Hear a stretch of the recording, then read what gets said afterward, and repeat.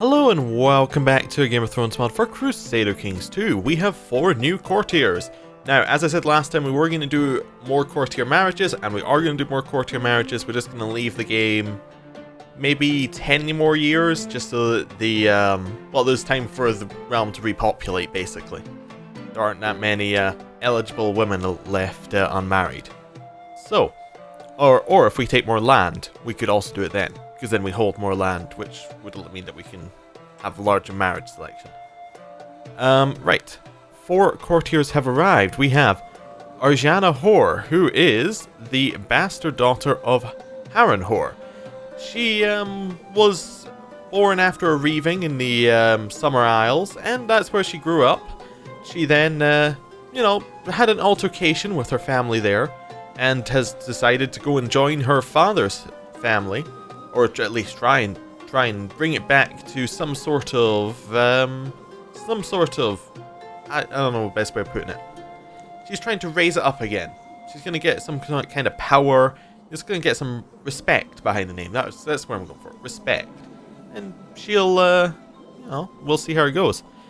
We also have Chara Zavix, who is also a Summer Islander, but this one was taken as a slave to the Riverlands, or to the Trident, as it was named.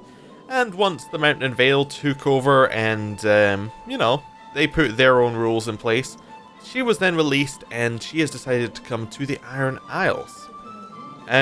We also have George Ironarms, who is from a older Ironborn family, but not a very important one. And he's the last member of his line, so he's decided to push out and try and actually, make a name for himself. Maybe do something good. And we also have Nun Alvarez, who is a Mantaran who, well, his father was a little bit crazy. He went off on a little bit of an adventure, and he took their family sword with him. So, after years of him not being around, Nun Alvarez, with his mother, decided to go and find out exactly where his father went. So, in searching for him, they found their ancient family sword on the trail. And they also found a nest of dragons, which is where the mother went in to try and, for reasons best known to herself, grab a dragon egg. And she succeeded. However, she did not survive, but the dragon egg did. And through some sort of destiny, yet another dragon egg has arrived at Harlaw Hill, which is where we are. We're getting married soon. I was actually thinking that I'd missed the arrange a wedding again, but I forgot that we're only betrothed. So, we can just carry on. Nothing really to jump at. We can imprison Freen for trying to kill James Meyer, who is our Regent, Guardian, and Spymaster. I think we're at least going to try and imprison her, although we did marry her to Havium. Maybe we'll just leave her around for just now. We'll pretend we don't know for a little bit until she acts on it. Anyway, we'll keep things going. Otherwise, we're going to have to find another wife for Havium, and that's just going to be problems. Alright, we're still getting the remainder of the marriages done. I thought we had them all, but okay. We're getting a few more done. Oh, wow. What are these? This is our marriage. To most excellent Lord Adric, may you live in harmony and contentment. We propose that Fernie Greyjoy and Lord Adric of Harlaw Hill marry. Well, of course. Fernie Greyjoy has arrived at our house, and we will... where's the wedding feast option? Do we have to wait? A daughter was born to Ethan Forrester and Chan Lee named Lyanna.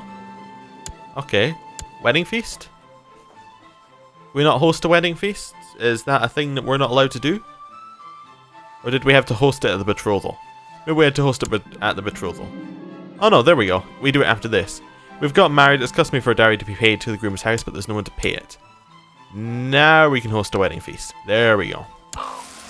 I've given the order for a grand ceremony and feast to be hosted in Harlaw Hill to honour Lord Adric Serpentale and Lady Fernie Greyjoy's wedding. Let the preparations begin, and all my vassals will be there. We're diligent as well, so we're going to be good at planning this, I'd imagine. That's kind of what we got going for us. People are being released from dungeons. The best part about holding a wedding is organising the whole event.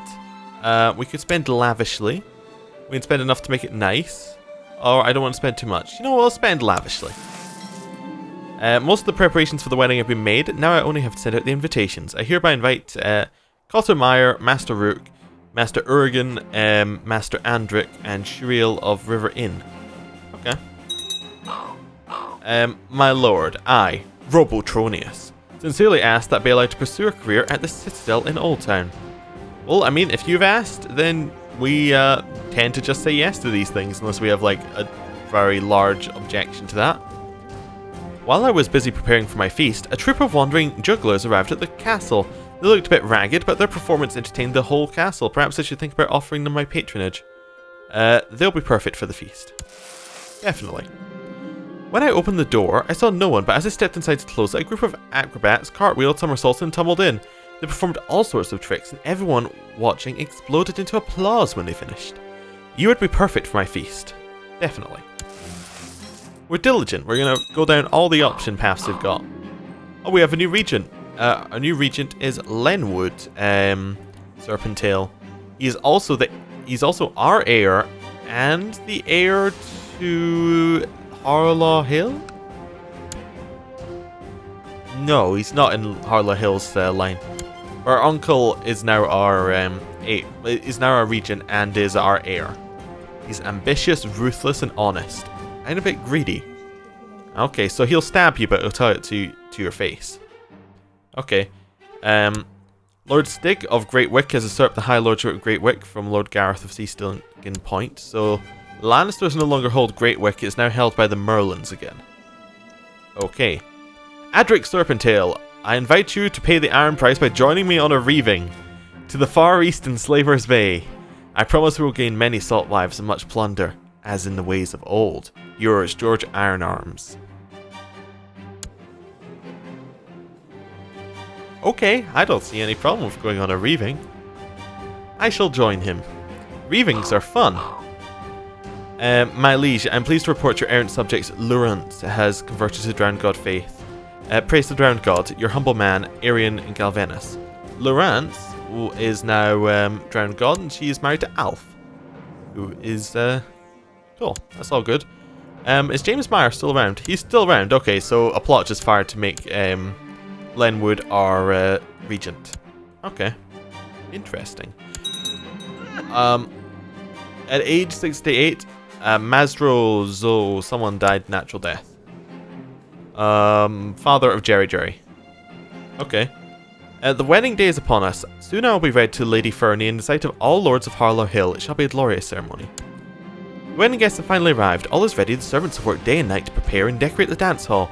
Lady Fernie's gown is splendid and the castle has never looked lovelier. Welcome to the wedding. Now, I did notice something. We are independent right now. I just noticed this.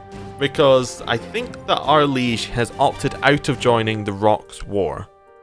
I understand, the War for the Mountain Vale. Do we have this guy marked special? We do have him marked special. Okay. So what we might want to do is we might want to raise up our vassal troops and go raiding. Yeah, we haven't done that in a while. So let's raise up our vassal troops. There we go.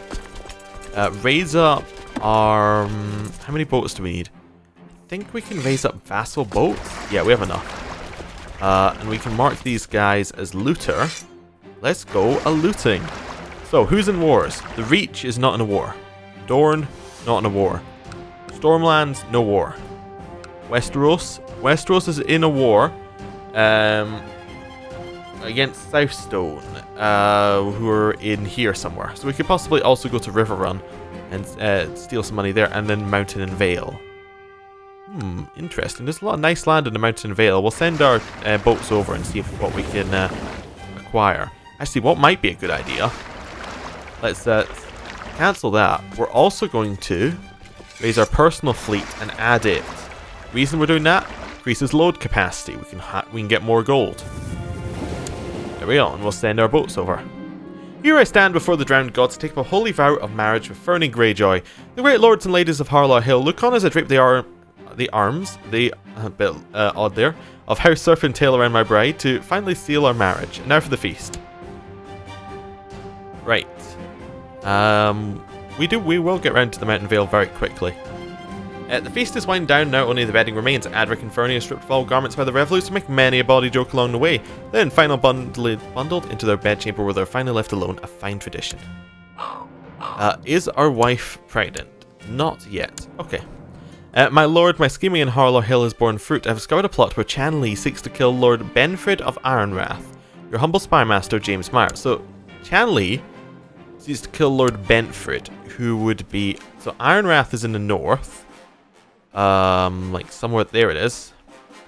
Lord Benfred. Who is next in line? Ethan Forrester, who would be, her husband.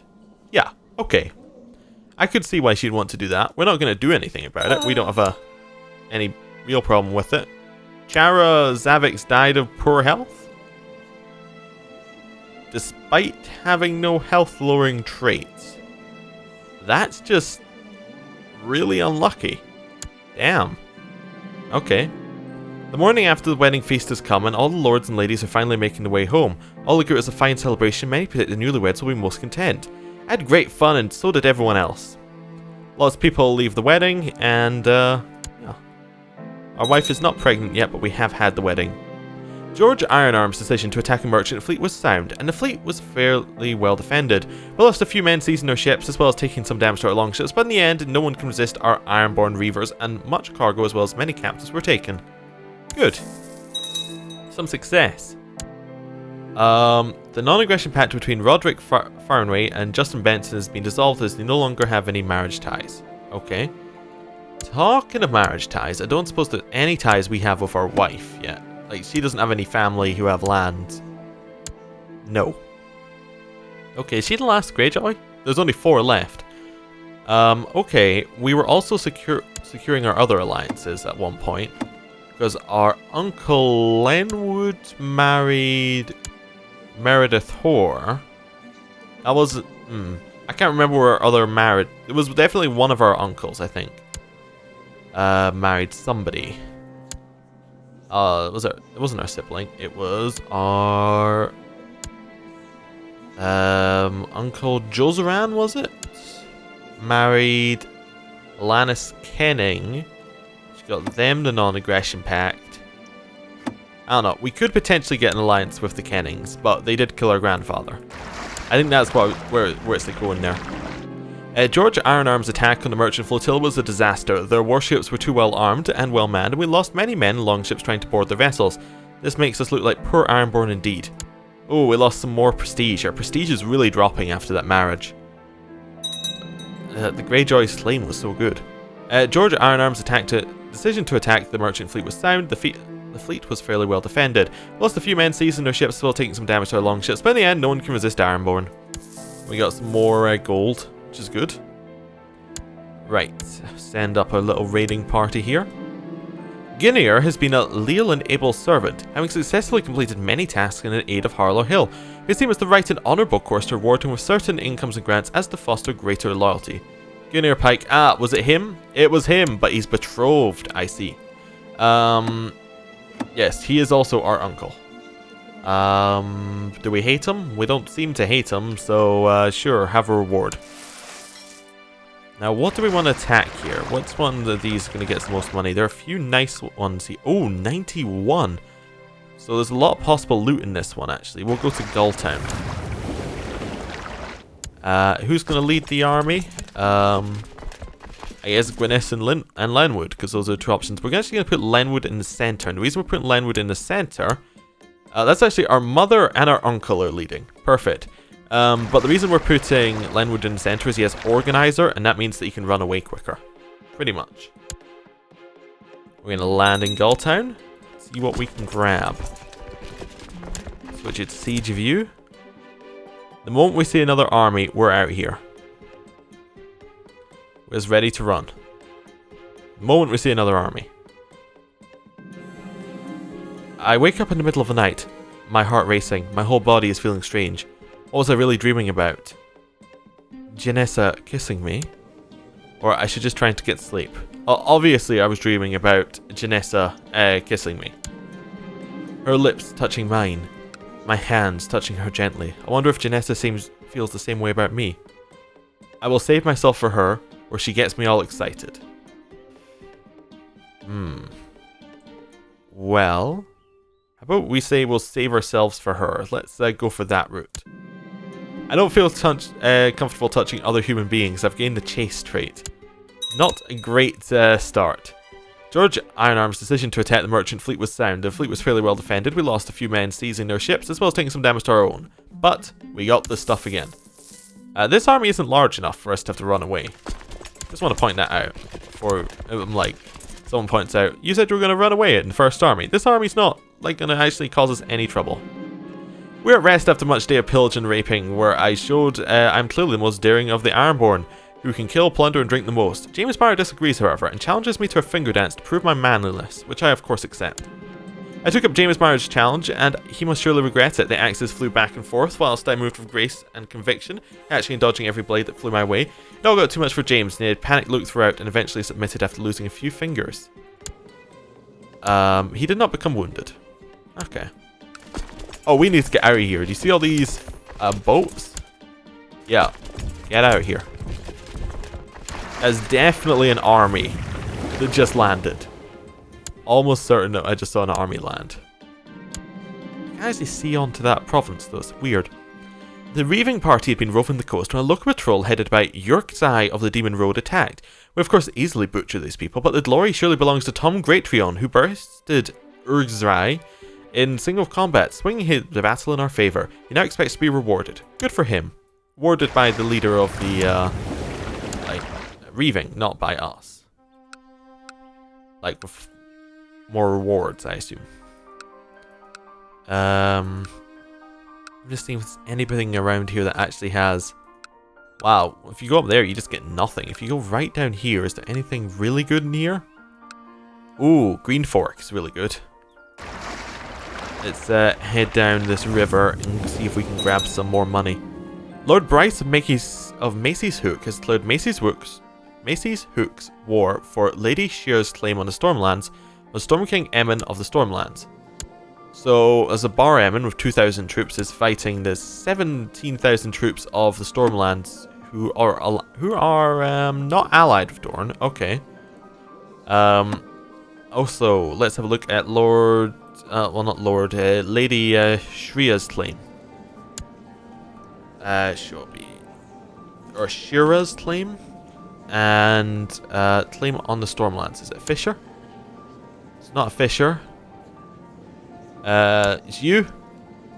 The Durandon? Yes, it does appear to be you. Okay, she is... Oh, she's married to Lord Bryce. Makes some sense that he would try and press her claim. Child lacks an education focus. Meldred, he is weak. He's being educated by his uncle, who is zealous. Chase, if he's a weak child, maybe he would be educated in the faith. There we go. Anyone else we can imprison? Oh wow, we got a whole bunch. Chanley, nope. Jules Rand Serpentale, don't really care. Fryn, don't really care, don't really care. There we go. Storm King Emmon of the Stormlands declined King Renly of the Westeros' call to arms. Interesting. That'd be a cultural call, I would assume. Green Fort. This is dangerous because we're going actually into enemy territory, where they might be nearby. My liege, I've collected a tithe in Harlaw Hill. The money should reach you together with this letter. Your humble steward, Than Perlai. Excellent news. Let's keep an eye out here. We're definitely grabbing some money, which is quite nice. Autosave went through without a crash. Good, always nice to see. We'll get out of here the moment something awful happens. Like they actually get an army together to fight us. A son was born to Glendon Goldwine and Jocelyn the Unfaithful named Elwood.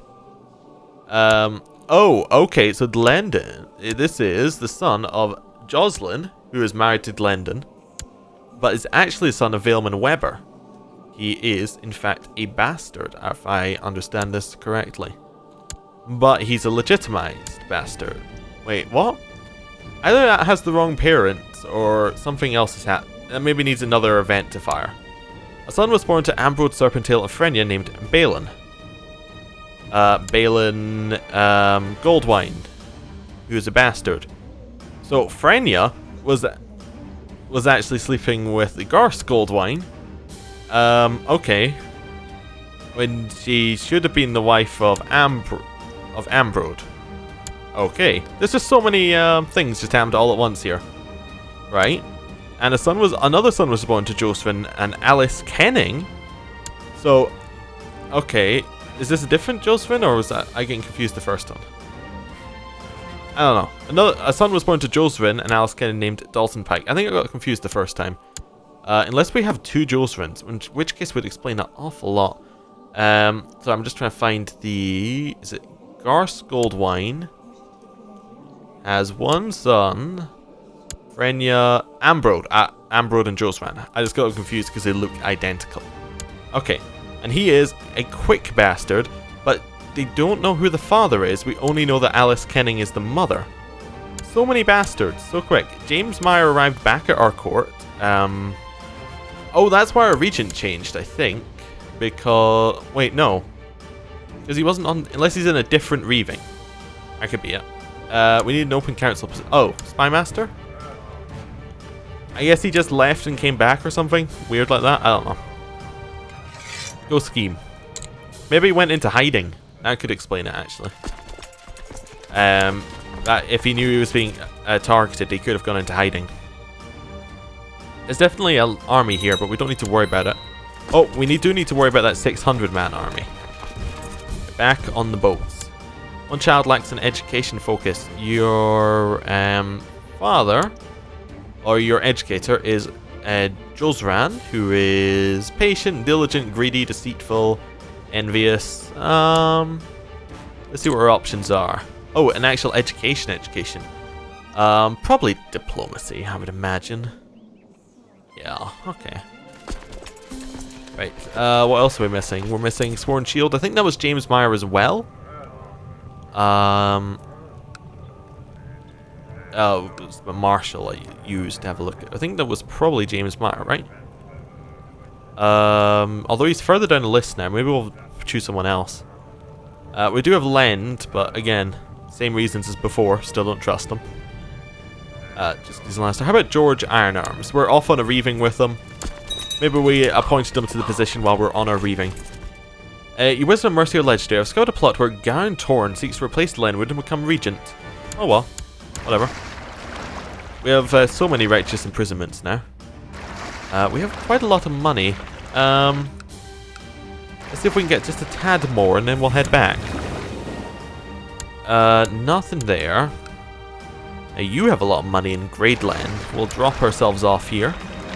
George Ironarms fiercely decided to attack a merchant flotilla. The enemy crews were no match for the Ironborn. We sank their poorly manned escorts, seized their cargo, and slew or took captive many men. This is why we follow the old way. Fantastic. Oh. A son was born to Maekar Targaryen and Laena Targaryen named Daemon Targaryen. Interesting. I want to see how many people we have in our court. So we're about 25 away from the limit. And George Ironarms is now known as the Bold. Okay.